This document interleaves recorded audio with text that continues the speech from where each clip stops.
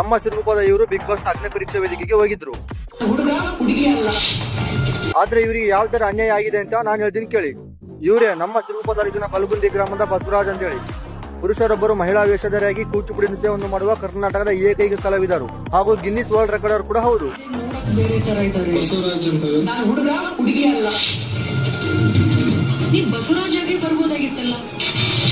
ಇಲ್ಲಿ ಶ್ರುತಿ ಮೇಡಮ್ ಅವರು ಕೇಳ್ತಾರೆ, ನೀವು ಬಸವರಾಜ್ ಆಗಿ ಬರ್ಬೋದಾಗಿತ್ತು ಅಂತ. ಹೌದು ಮೇಡಮ್, ಅವರು ಬಸವರಾಜ್ ಆಗಿ ಬಂದಿದ್ರು. ಆದ್ರೆ ನಿಮ್ ಬಿಗ್ ಬಾಸ್ ಟೀಮ್ನವರೇ ಅವರಿಗೆ ಆ ಗೆಟಪಲ್ಲಿ ಬರ್ಬೇಕಂತ ಹೇಳಿದ್ರು.